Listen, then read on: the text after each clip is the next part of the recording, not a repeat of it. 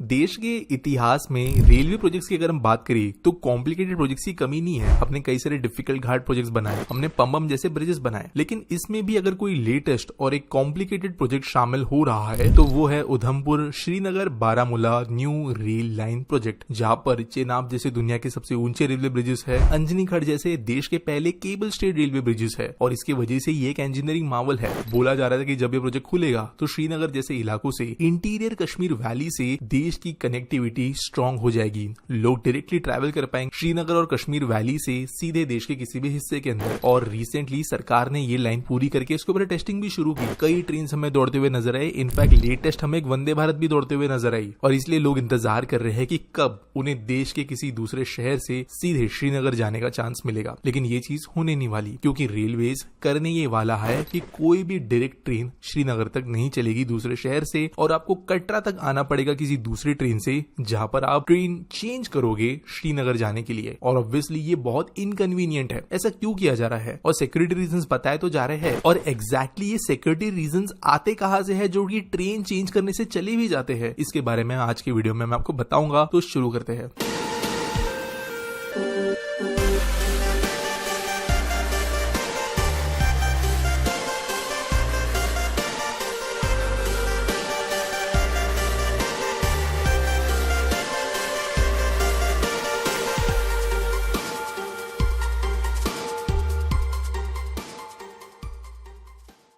दोस्तों, जो हमारे देश का नॉर्दर्न मोस्ट भाग है, कश्मीर वैली है, ये हमेशा से सेंसिटिव रहा है। इनफैक्ट बहुत ज्यादा नॉर्मलाइजेशन होने के बावजूद हमें ये देखने मिला है कि हर कुछ दिन में कोई ना कोई इंसिडेंट्स होते ही रहते हैं सिक्योरिटी रिलेटेड हमारे इन रीजन्स के अंदर। आपने देखा होगा आर्मी यहाँ पर तैनात होती है। 370 हटाने के बाद में थोड़ा कामनेस तो आया है, लेकिन कभी कभी चीजें रैंप अप करती है। इसकी वजह से कोई भी जब सरकारी प्रोजेक्ट इस इलाके में बनता है तो वो टारगेट पे होता है एंटी नेशनल एलिमेंट्स के। इनफैक्ट चेनाब ब्रिज, अंजनी खड़ जैसे जो पुल है, इनको बनाया गया है कुछ एक्सप्लोसिव सहन करने लायक, क्योंकि सरकार भी जानती थी कि ये टारगेट पे रहने वाले इंफ्रा प्रोजेक्ट्स होंगे। और इसीलिए जो भी ट्रेन और पैसेंजर्स वैली में जाएंगे वो प्रॉपर हो, नॉर्मल सिटीजन्स हो, और उस भीड़ के अंदर कोई भी टेढ़े दिमाग वाले व्यक्ति अंदर ना चले जाए या कोई सामान ना भेज दे, ये चेक करना जरूरी है। दिक्कत ये आती है कि अगर आप ट्रेन को डायरेक्टली चलाते हो तो उसको ठीक से चेक नहीं किया जा सकता। इसको एक एग्जाम्पल के साथ में समझाता हूँ। गैंग्स ऑफ वासेपुर पिक्चर आपने देखी है, वहां पे आपने देखा होगा फैसल जो है वो ट्रेन में स्क्रू ड्राइवर से पैनल्स वगैरह खोल के जो है छुपाता है सामान और फिर बाद में निकाल लेता है। मान के चलिए कोई टेढ़े दिमाग वाला व्यक्ति मुंबई, दिल्ली, किसी और शहर से ट्रेन में एंटर करता है। आप समझते ही होंगे कि देश के रेलवे स्टेशन, स्पेशली छोटे रेलवे स्टेशन पे सिक्योरिटी कौन से लेवल पे होती है। आप न्यूक्लियर बॉम्ब लेके भी जा सकते हो, कोई वहां पे कुछ चेक नहीं करेगा और आकर ट्रेन में कहीं छुपा देता है, कई ऐसे जगह पे लगा देता है, रख देता है जहां पर नॉर्मली आप उसे ऑब्जर्व भी नहीं कर पाओगे। और ये ट्रेन पहुंचती है धीरे धीरे कटरा तक और फिर वैली में उसके आगे डायरेक्टली बढ़ जाती है। और तभी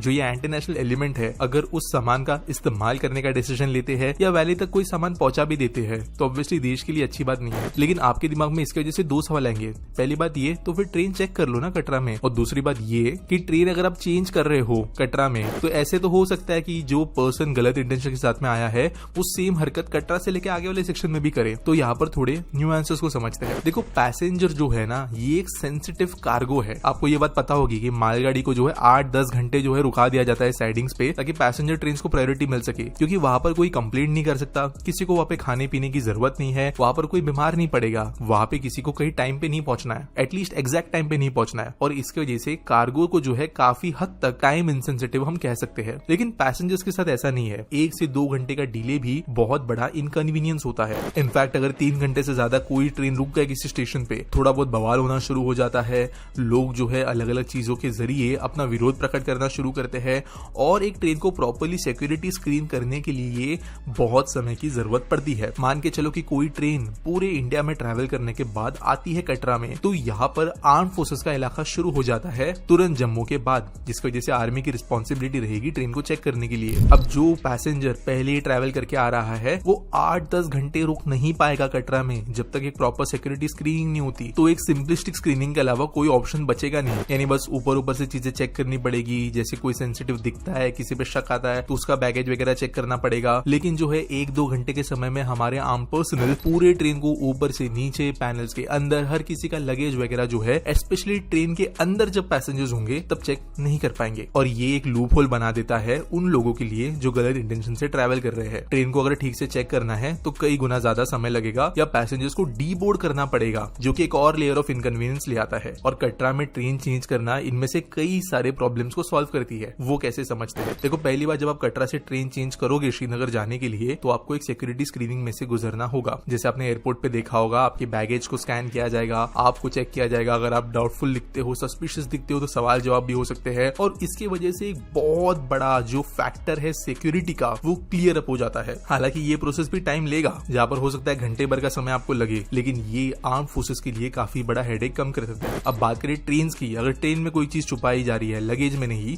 तो कैसे? देखो, जो ट्रेन फिर वैली में होगी वो वैली से बाहर नहीं जाएगी, और वैली के अंदर आर्म फोर्सेस का कंट्रोल बहुत ज्यादा है। इनफैक्ट ये जो पूरी लाइन है, यहाँ पर आर्मी का डिसीजन सबसे ज्यादा प्रायोरिटी पे होता है। ट्रेन जो है जब भी रात को कार शेड में जाएगी, मेंटेनेंस डिपोज में जाएगी, या इनफैक्ट क्लीनिंग के लिए रुकेगी भी रात भर कहीं पे, तो उस टाइम के दौरान जो सिर्फ वैली में चलने वाली ट्रेन है, जो सिर्फ 8 से 10 घंटे के रूट पे चलेगी, उनको बहुत अच्छे से स्क्रीन किया जा सकता है, क्योंकि वहां पे उनका रेस्टिंग स्पॉट भी है। ट्रेन के नीचे, ऊपर, सेंसिटिव जगहों पे, सीट्स के नीचे चेकिंग अच्छे से हो सकती है। और इसलिए जो ट्रेन का सैनिटाइजेशन है, सिक्योरिटी सैनिटाइजेशन, वो सिर्फ और सिर्फ कटरा से लेकर बारामुल्ला तक के सेक्शन वाली ट्रेन के लिए अच्छे से किया जा सकेगा, और पैसेंजर्स को कटरा में उतार के उनकी सिक्योरिटी स्क्रीनिंग की जा सकेगी। और इसकी वजह से एक बहुत बड़ा हेडेक कम होता है। हालांकि पैसेंजर्स के लिए इनकन्वीनियंट है, कटरा में उतरो, अपना टाइम जो है वो स्पेंड करो, टिकट्स अलग अलग बुक करो आगे के सफर के लिए, ये बड़ा इनकन्वीनियंस हो सकता है, लेकिन ये देश के लिए जरूरी है। अगर फ्यूचर में हमें ये देखने को मिलता है कि चीजें सुधर रही है, वैली के अंदर के खराब एलिमेंट्स जो है वो अब एग्जिस्ट नहीं करते, तो ऐसे कोई टेक्निकल डिफिकल्टी नहीं है कि कटरा के आगे हम लाइन शुरू नहीं कर पाएंगे। इजिली शुरू कर सकते हैं डायरेक्ट ट्रेन के साथ। लेकिन एट द टाइम बीइंग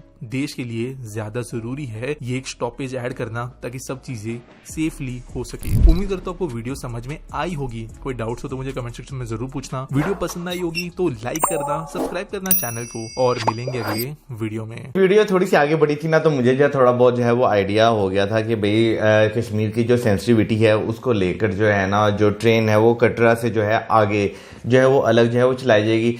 तो एक यहाँ पे बात है, जो वंदे भारत है वो भी फिर कटरा से ही चलेगी, क्योंकि आपको जो है ना अब वहां पर जो नया ब्रिज बना है चिनाब का, वहां पे तो नजर आ रही है कि वंदे भारत के ट्रायल रन जो है वहां पर जो है वो हुए हैं, तो फिर बेसिकली वो कटरा से ही चलेगी। हो सकता है, अभी हम लोगों ने कोई ऐसी वीडियो देखी नहीं है, अब देखेंगे तो आइडिया होगा। लेकिन आई थिंक सबसे ज्यादा जो प्रायोरिटी होती है वो पैसेंजर्स की सेफ्टी रहती है, और मुझे लगता है कि ये एक अच्छा डिसीजन है कि सेफ्टी को मद्देनजर रखते हुए अगर आपको थोड़ा सा इनकन्वीनियंस भी मतलब रहता है तो कोई इसमें बड़ी बात, बल्कि मुझे लगता है कि इनकन्वीनियंस होना ही नहीं चाहिए, क्योंकि अगेन सेफ्टी प्रायोरिटी है। और जिस तरीके से उन्होंने बताया अभी बीच में, वो जो यार गैंग ऑफ वस्सेपुर का उन्होंने बताया, मैंने मूवी नहीं देखी हुई, मैं भूल गई, मैंने देखी, मैं भूल गई जनाब।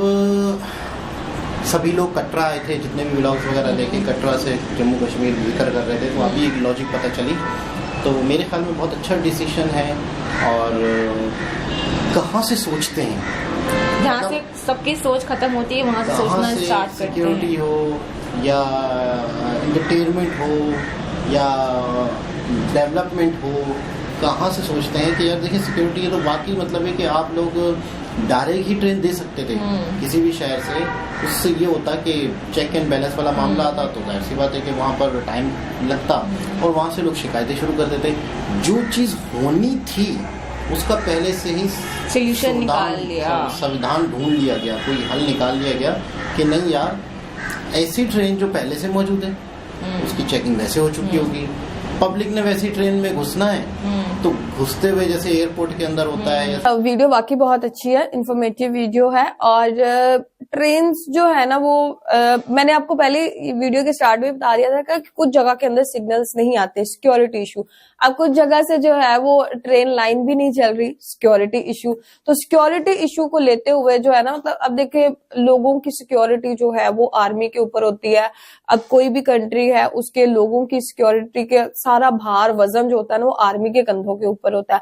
आर्मी आपकी कंट्री की स्ट्रांग है ना, वो अच्छी डिसीजन मेकिंग करती है अपने लोगों के बचाव के लिए, उनकी सिक्योरिटी के लिए कि कहीं पे ब्लास्ट ना हो जाए, कहीं पे कुछ ना हो जाए। तो इसको लेकर जो है वो आर्मी के लिए बहुत बड़ी एक जिम्मेदारी बन जाती है। तो आर्मी का ये डिसीजन है कि भाई सिक्योरिटी इशू होता है, तो इसलिए हम लोग जो है वो दिल्ली टू कश्मीर जो है वो ट्रेन वगैरह लाइन वगैरह नहीं कर सकते। तो लोगों का इसमें भला भी है मेरे ख्याल से, क्योंकि आपके लोगों की जाने में प्रॉब्लम को ये नहीं है कि आप लेके नहीं जा सकते ट्रेन वहां तक, श्रीनगर कश्मीर तक, पर प्रॉब्लम ये है कि सिक्योरिटी रीजंस, कि जो लोग आ रहे हैं पहले से, उनको जो जाएंगे आगे कश्मीर तक, उनको कहां से आप एक एक को देखो, ट्रेन को कहां से चेक करोगे? अगर वो उतरेंगे और फिर दूसरी ट्रेन में जाएंगे और वो वाली ट्रेन है जो यहां कटरा से ही कश्मीर तक जाती है, तो उसको पहले ट्रेन को चेक कर लो। उसको निकलने से पहले जो है प्रॉपर जो भी आपको चेक करना है, पूरी ट्रेन अंदर बाहर से अच्छी तरह सिक्योरिटी वाले चेक कर सकते हैं। उसके बाद जो लोग जा रहे हैं उनकी एक एक की स्क्रीनिंग करके उनके सामान को सब देख सकते हैं। तो उससे फुल प्रूफ हो जाएगा कि कोई ऐसी गड़बड़ वाली चीज लेके नहीं जा सकता। पर अगर डायरेक्ट आ रहा है तो पहले से लेके आया हो, ट्रेन में कहां छुपाई हुई हो, आप अगर कटरा में रोक के भी सिक्योरिटी लाओगे और देखोगे तो आप एक एक चीज नहीं देख सकते, पता नहीं कितने घंटे लग जाएंगे, तब तक आप लोगों को बिठा के